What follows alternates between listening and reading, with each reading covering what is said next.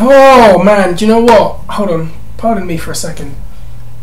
You know, I really need an intro. I really need like bright lights and music and flash images and so I can just count myself down and get you into it. But I don't, so I'm just going to have to start like this. Hello everyone, UFC 182 was yesterday. What do I want to talk about? I want to talk about something that was discussed after the show, but just to touch on it because we have talked about it enough. I mean, I've done videos on this dating back to 2 years ago.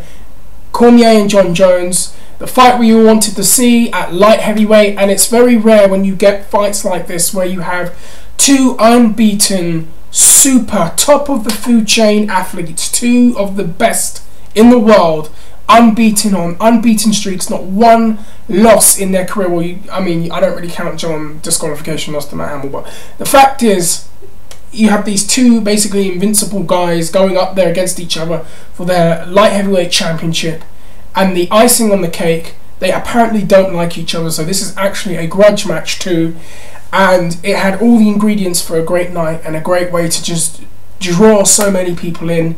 You had the pull apart brawl, you had the war of words, you had the UFC special a week before, you had all the interviews, you had the Instagram videos, you had the UFC embedded with these two going back and forth, and the fight happened, and it was actually a very interesting fight.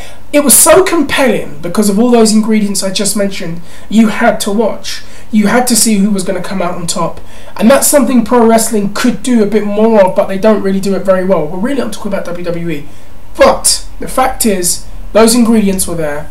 And what do I think on the fight? I felt that it looked a bit more competitive in rounds 1 and 2. Cormier looked like he had some things going for him. By about round 3, Cormier just didn't look like he had it. And it was all Jon Jones, really, from there, to be honest with you. I think that Jon Jones needs to be acknowledged as a great fighter, because he is. And there's going to be a debate of whether how much of that was Cormier underperforming and how much was that of Jon Jones just being that great. And I think there is an argument for both sides. I think Jones is that great. He was able to take Cormier down about 3 times. He was able to just dominate him in the clinch. There was a couple of times where Cormier was landing some uppercuts. But by about the 3rd round, Cormier just, I don't know, he didn't have it. And I don't know whether or not he gassed or mentally he didn't have it. It was a very strange performance from Daniel Cormier. But Jon Jones, on the other hand, looked very, very good. Came out very, very well. Interesting afterwards, and in a way I can kind of respect that, in the sense that when two people really don't like each other, don't fake it and then be like, oh, it was all for promotion. I know Jon Jones took it to the, to Degeneration X levels, doing that and all of that stuff.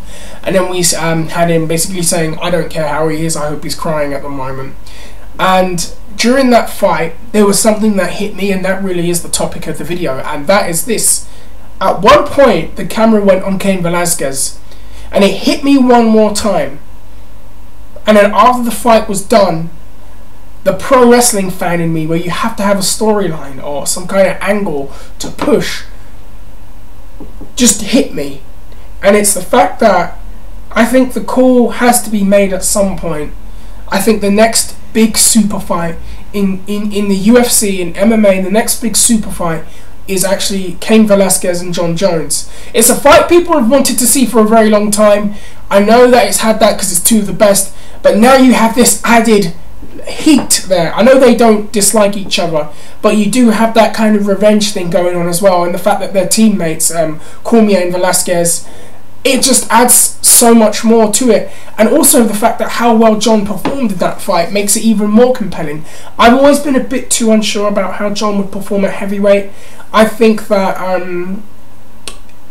he's one of these guys that's used to, I think when you put him in there with someone about his kind of frame and height, he's going to have a much harder time, like he did against Gustafsson. Doesn't always mean he's going to lose, it means he's just going to have a much harder time, because I think he's used to being the bigger man with those long arms and legs and running back and putting the hand out so you can't get in and short elbows. I think he's, but when you put him in there with someone a little bit bigger than him or about the same height as him, the same frame, he struggles. And I do want to see Gustafsson and Jones next, number 2. I think that fight really needs to happen. But I think if Jones gets by him, then you really need to do Cain Velasquez and John Jones. That to me is that is like the biggest super fight you could have since BJ Penn and George St. Pierre. This to me could be a bigger super fight than St. Pierre and Anderson Silva, and this is a super fight that I think has so much more likelihood going into it that it could happen, that it needs to happen, and I think that that could be your stadium show. Maybe do it in Mexico, I don't know, but I think you could do it. I think you could do it, and I think John has a lot of momentum coming out of this, and it all depends really on, number one, if Jones can beat Gustafsson or whoever is next, and if Cain Velasquez can recover from injury and beat Fabricio Verdum. But to me, that is the next super dream fight, call it what you want, that I want to see. And if you're going to ask me who I think is going to win, I think that needs to be another video, because I really need to go into great detail. But I'll say this, I think that Velasquez's conditioning is better than Cormier's.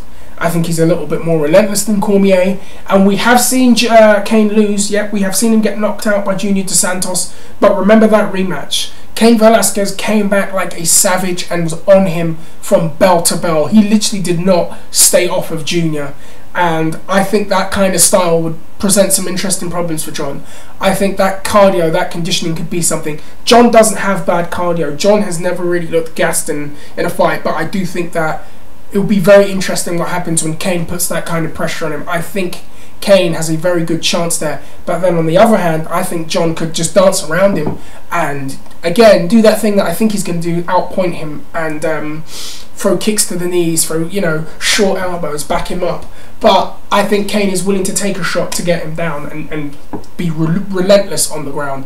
Relentless. And I think it'd be such a fascinating fight. And again, when you have two highly skilled fighters and they could fight one another, why not do it? It's a fight I want to see. I'm going to stop. Guys, you let me know what you think. What did you think of Cormier's performance? Did Daniel Cormier underperform in your opinion, or really is John Jones just that great? What is next for John Jones? Because he's essentially almost cleared out the entire division. I mean, other than a rematch with Gustafsson and possibly Anthony Rumble Johnson, I don't know who else there is for him to face. So I think, and he's talked about going to heavyweight anyways.